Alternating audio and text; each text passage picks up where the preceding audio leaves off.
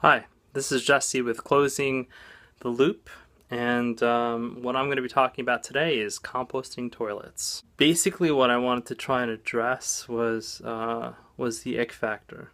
I think a lot of people are like really grossed out. The thought of having a composting toilet, holding on to your poop, using your poop as a resource, putting it in your garden, that seems like incredibly crazy to a lot of people.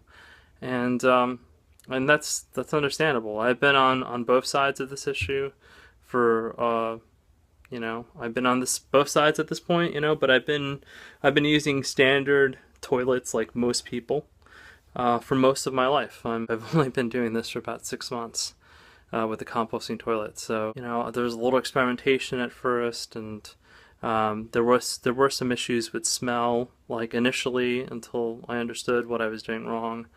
And so these are kind of some of the things that I wanted to address for anybody that's thinking practically in terms of like starting their own composting toilet, and you just want a little bit more information, or you just want something that will encourage you, or give you the confidence to go forward in doing this.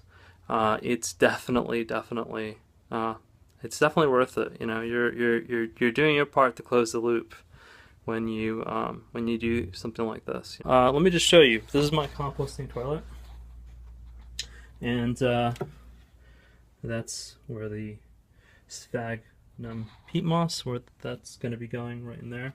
Sphagnum peat moss is something you can buy at the store.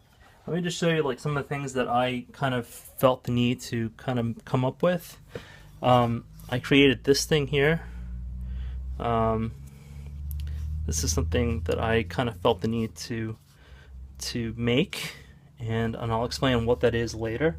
And then you have the 5-gallon bucket, which is inside the toilet. It's basically just the box. You cut a hole in the box, you put a toilet seat on it, or you use the lid, and then you have the sphagnum peat moss, and then you have these little tools, right, that you use. See if I can show you. Yeah, so right here.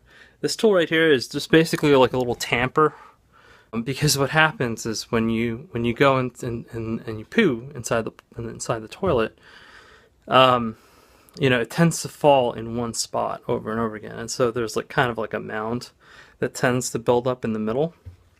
But eventually, what you'll want to do is you want to tamp that down and kind of level it out. And so you have the tamper, you have the bucket that holds the peat moss.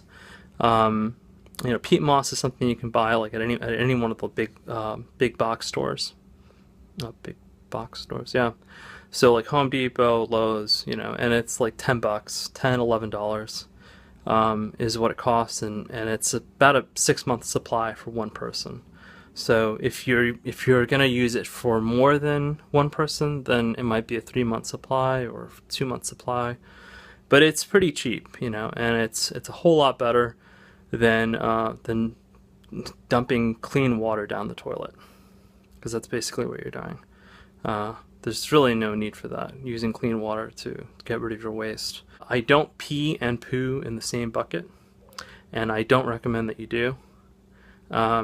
And again, using nature as a kind of like as a teacher, just reasoning on it.